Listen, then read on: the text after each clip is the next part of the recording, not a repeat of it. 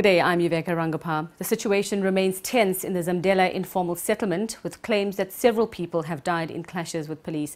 There have been violent protests in the Free State township since Sunday. Residents are angry about the planned merger of Sasolburg with the Nkwate local municipality. Govan Whittles has the latest. Police are carrying out operations to recover goods taken by looters during violent protests here in Zamdella. The township is much calmer than yesterday, with people going about their business and others returning to work. But the streets are still blockaded, which has halted the local taxi service. There's also been reports that several people died during yesterday's violence, but the police have been unable to confirm the exact death toll. Govan Whittles, Eyewitness News, Zamdella. Western Cape Premier Helen Zilla's office says she has to consider the possible budgetary implications of extending the deadline for the Khayelitsha Commission of Inquiry to complete its work. The commission was established by Zilla in August last year to investigate allegations of police inefficiency in the township. But public hearings were suspended when the police minister tried to interdict it. The minister's case was dismissed last week.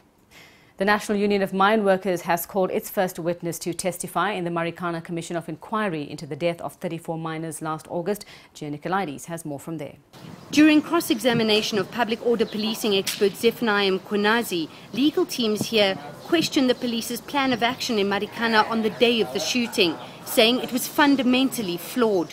During re-examination here today, the police's legal team emphasized the fact that it was Mkhonazi's first time testifying as an expert and that his main purpose was to talk about police training.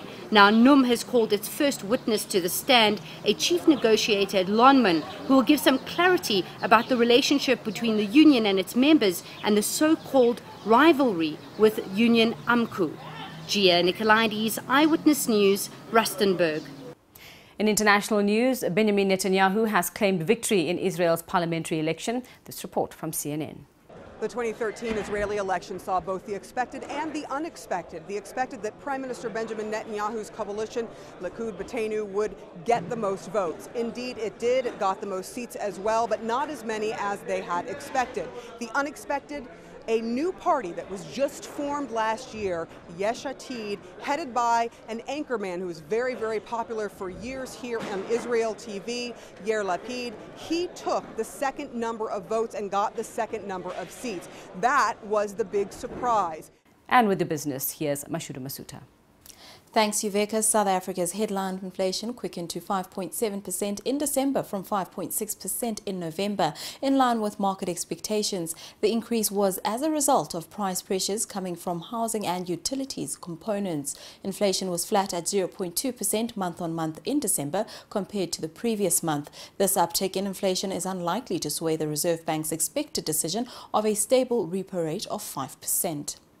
And health and beauty retailer Clicks has reported an 11.7% increase in sales to 5.97 billion rand in the 18 weeks to December, as consumer spending remains subdued. Selling price inflation averaged 2.2% for the period. Musica increased same-store sales by 8.2%, with a turnover impacted by the closure of a further 7 stores during the period, and total sales increased by 1%. The Body Shop grew sales by 10.2% and in comparable stores by 6.8%. Thanks, Mashudu. Topics trending on Twitter.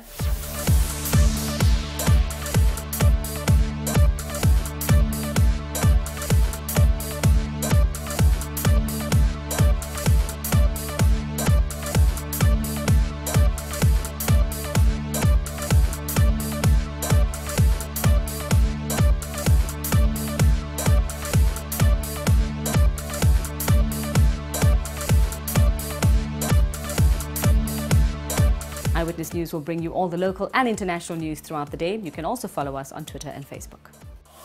Eyewitness News, in touch, in tune, and independent. For the latest, log on to ewn.co.za or ewn.mobi.